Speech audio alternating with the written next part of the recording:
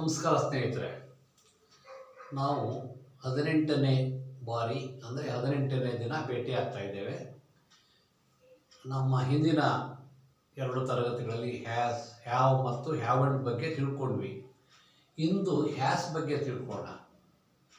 ನೋಡಿ, ಹ್ಯಾಸು ಎಲ್ಲಿ, ಯಾರಿಗೆ, ಯಾವಾಗ ಅದನ್ನು ಉಪಯೋಗಿಸಬೇಕು ಅನ್ನೋದನ್ನು ನೋಡೋಣ. ನೋಡಿ, she has eaten mango. Has she eaten mango? ಅವಳು ಮಾವಿನ ಹಣ್ಣನ್ನು ತಿಂದಿದ್ದಾಳೆ. ಅವಳು ಮಾವಿನ ಹಣ್ಣನ್ನು ತಿಂದಿದ್ದಾಳ. ನೋಡಿ, ಐ ಹ್ಯಾವ್ ಈಟನ್. ನೋಡಿ, ಐ, ವಿ, ಯು, ದೇ ಎಲ್ಲದಕ್ಕೂ ಹ್ಯಾವಂಟ್ ಬಂತು. ಇಲ್ಲಿ ನೋಡಿ, ಎಗೈನ್ ಶಿ, ಹಿ, ಇಟ್ಗೆ ಹ್ಯಾಸ್ ಬರ್ತದೆ. ಸೇಮ್ ನೋಡಿ, ಅದಕ್ಕೆ ಅಲ್ಲಿ ಏನಾದರೂ ಅನುಮಾನಗಳಿದ್ರೆ ಇಲ್ಲಿ ಕ್ಲಿಯರ್ ಆಗ್ತದೆ, ಚಾನ್ಸ್ ಇದೆ. She has eaten mango. Has she eaten mango? ಅವಳು ಮಾವಿನ ಹಣ್ಣನ್ನು ತಿಂದಿದ್ದಾಳೆ. ಅವಳು ಮಾವಿನ ಹಣ್ಣನ್ನು ತಿಂದಿದ್ದಾಳ. He has eaten mango. Has he eaten mango? ಅವನು ಮಾವಿನ ಹಣ್ಣನ್ನು ತಿಂದಿದ್ದಾನೆ. ಅವನು ಮಾವಿನ ಹಣ್ಣನ್ನು ತಿಂದಿದ್ದಾನ? ನೋಡಿ, ಅಂಡರ್ಲೈನ್, ವರ್ಬ್ ಇರೋ ಕಡೆ ಅಂಡರ್ಲೈನ್ ಮಾಡೋಣ. ನೋಡಿ, she has eaten mango. Has she eaten mango? ಅವಳು ಮಾವಿನ ಹಣ್ಣನ್ನು ತಿಂದಿದ್ದಾಳೆ. ಅವಳು ಮಾವಿನ ಹಣ್ಣನ್ನು ತಿಂದಿದ್ದಾಳ? ನೋಡಿ, he has eaten mango. Has he eaten mango? ಅವನು ಮಾವಿನ ಹಣ್ಣನ್ನು ತಿಂದಿದ್ದಾನೆ. ಅವನು ಮಾವಿನ ಹಣ್ಣನ್ನು ತಿಂದಿದ್ದಾನ? ನೋಡಿ, it has eaten mango. Has it eaten mango? It ಹೇಳಿದೆ ನಿಮಗೆ, ಅನಿಮಲ್ ಅದು, ಗೊತ್ತಾಯ್ತಾ? ನಾನ್ ಹ್ಯೂಮನ್ ಬೀಯಿಂಗ್ಸ್ಗೆ ನಾವು ಸಾಮಾನ್ಯವಾಗಿ ಇಟ್ ಹಾಕ್ಕೊಳ್ತೇವೆ. ನೋಡಿ, ಹಾಗೇನೆ ನೋಡಿ, she has eaten mango. Has she eaten mango? ಅಂದರೆ ಅವಳು ಮಾವಿನ ಹಣ್ಣನ್ನು ತಿಂದಿದ್ದಾಳೆ. ಅವಳು ಮಾವಿನ ಹಣ್ಣನ್ನು ತಿಂದಿದ್ದಾಳ? He has eaten mango. Has he eaten mango? ಅವನು ಮಾವಿನ ಹಣ್ಣನ್ನು ತಿಂದಿದ್ದಾನೆ. ಅವನು ಮಾವಿನ ಹಣ್ಣನ್ನು ತಿಂದಿದ್ದಾನ? It has eaten mango.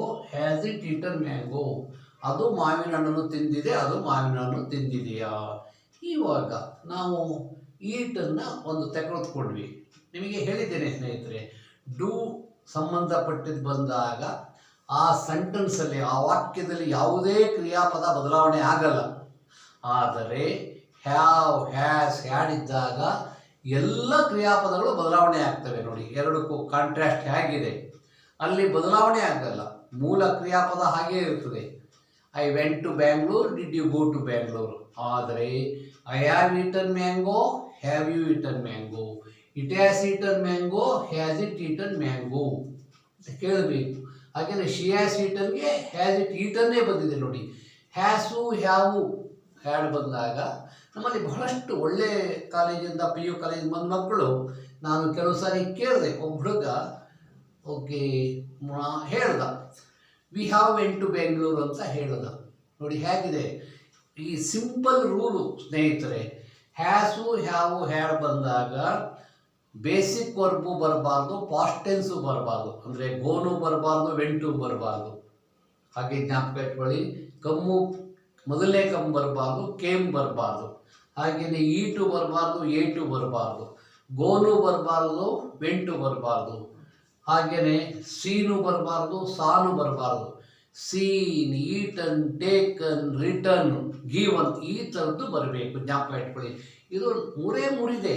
ಆದರೆ ಈ ಎಲ್ಲ ಉದಾಹರಣೆಗಳನ್ನ ಇವತ್ತು ನಾವು ಈಟನ್ ತಗೊಂಡಿದ್ದೀವಿ, ಈಟನ್ ಬಂದಿದೆ. ಹಾಗೇನೆ ಗೋ ತಕೊಂಡ್ರೆ ಗಾನ್ ಬರುತ್ತೆ, ಜ್ಞಾಪಕ ಇಟ್ಕೋಬೇಕು. ನೋಡಿ, she has gone to Bengaluru.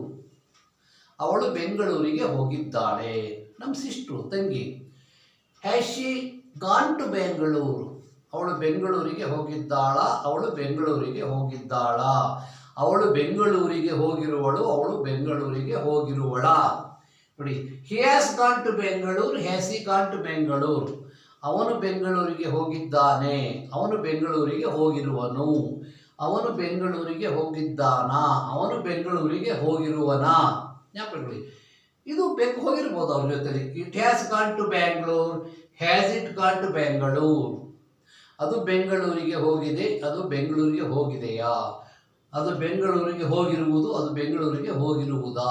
ಜ್ಞಾಪಕ ಇಟ್ಕೋಬೇಕು. ನೋಡಿ, ಈ ವರ್ಕ್ ಬಂದಾಗ ನಾವು ಗೋ ತಗೊಂಡಿದ್ದೀವಿ, ಗಾನ್ ಆಯಿತು, ಸರಿನಲ್ಲ? ಹಾಗೇನೆ ಈಟು, ಈಟರ್ನ್ ಆಯಿತು. ಹಾಗೇನೆ ರೈಟ್ ಬರೆದ್ರೆ ಇಟರ್ನ್ ಆಗುತ್ತೆ. ನೋಡಿ, ಹಾಗೇನೆ she has written a letter. ಅವಳು ಒಂದು ಪತ್ರವನ್ನು, ಒಂದು ಕಾಗದವನ್ನು ಬರೆದಿದ್ದಾಳೆ. Has she written a letter. ಅವಳು ಒಂದು ಕಾಗದವನ್ನು ಬರೆದಿದ್ದಾಳ, ಬರೆದಿರುವಳ. He has written a letter. ಅವನು ಒಂದು ಕಾಗದವನ್ನು ಬರೆದಿದ್ದಾನೆ, ಬರೆದಿರುವನು. Has he written a letter. ಅವನು ಒಂದು ಕಾಗದವನ್ನು ಬರೆದಿದ್ದಾನ, ಬರೆದಿರುವನ. ಇದಕ್ಕೆ ಅದಕ್ಕೆ ಹಾಕಿರೋಷ್ಟು ಚೆನ್ನಾಗಿರಲ್ಲ, ಗೊತ್ತಾಯ್ತಾ? ನೋಡಿ, okay, it has gone somewhere. ಅದೆಲ್ಲೋ ಹೋಗಿದೆ. Has it gone somewhere. ಅದೆಲ್ಲೋ ಹೋಗಿದೆಯಾ? ಅದಾಯ್ತಾ? ನೋಡಿ, it has come to my house. ಯಾರು ಹೇಳ್ತಾರೆ, ಆ ಬೆಕ್ಕು ನಮ್ಮ ಮನೆಗೆ ಬಂದಿದೆ. Has it come to your house. ಅದು ನಿಮ್ಮ ಮನೆಗೆ ಬಂದಿದೆಯಾ? ಇದಕ್ಕೆ ಹೇಗೆ ಮಾಡ್ಕೊಂಡು, ಯಾಕೆಂದರೆ ಇದಕ್ಕೂ ನಾನು ರಿಟರ್ನ್ ಹೇಳಿಬಿಟ್ರೆ ಸ್ವಲ್ಪ ಕಾಮನ್ ಸೆನ್ಸು ಕಡಿಮೆ ಅನ್ನುತ್ತಾರೆ. ಅದೇ ಅಷ್ಟು ಜ್ಞಾಪಕ ಇಟ್ಕೋಬೇಕು. ಬಟ್ ಇಷ್ಟು ನಮಗೆ ಬೇಕಾಗ್ತದೆ, ಭಾಳಷ್ಟು ಸರಿ ಜ್ಞಾಪಕ ಇಟ್ಕೊಳ್ಳಿ, ಮರಿಬಾರ್ದು. ಈ ರೂಲು, ನಿಯಮ ಏನಿದೆ ನೋಡಿ, ಹ್ಯಾಸು, ಹ್ಯಾವು, ಹ್ಯಾಡು 3 ಬಂದಾಗಲೂ ಮೂರನೇ ಕ್ರಿಯಾಪದ ಅಂದರೆ ಈಟನ್, ಅದಕ್ಕೆ ಪಾಸ್ಟ್ ಪಾರ್ಟಿಸಿಪಲ್ ಫಾರ್ಮ್ ಅಂತ ಹೇಳ್ತಾರೆ. Eaten, written, given, taken. ಮತ್ತೊಮ್ಮೆ ಇದನ್ನು ಹೇಳಿಬಿಟ್ಟು ಮುಂದಿನ ಭಾಗಕ್ಕೆ ಹೋಗೋಣ. ನೋಡಿ, she has eaten mango. Has she eaten mango. ಅಕಸ್ಮಾತ್ ಅವಳು ದೋಸೆ ತಿಂದಿದ್ಲು. She has eaten dosa. Has she eaten dosa. ನೋಡಿ, he has eaten mango. Has he eaten mango. ಅವನು ಮ್ಯಾಂಗೋ ತಿಂದಿದ್ದಾನೆ, ಅವನು ಮಾವಿನ ಹಣ್ಣನ್ನು ತಿಂದಿದ್ದಾನೆ, ಅವನು ಮಾವಿನ ಹಣ್ಣನ್ನು ತಿಂದಿದ್ದಾನ. He has eaten dosa. Has he eaten dosa. ಅವನು ದೋಸೆಯನ್ನು ತಿಂದಿದ್ದಾನೆ, ಅವನು ದೋಸೆಯನ್ನು ತಿಂದಿದ್ದಾನ. ನೋಡಿ, it has eaten mango. Has it eaten mango.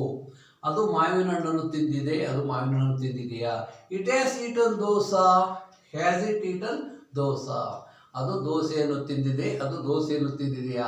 ಇದು ಈ ನಿಯಮ, ಇದು ಸಿಂಪಲ್ ರೂಲು ಫ್ರೆಂಡ್ಸ್. ತುಂಬ ಭಾಳಷ್ಟು ನಾನು ಅಂತ ಹ್ಯಾಪಿ ಆಗಿಲ್ಲ, ನನಗೆ ಖುಷಿ ಆಗಲ್ಲ, ಆದರೂ ಹೇಳ್ತೇನೆ ಸತ್ಯಾಂಶ.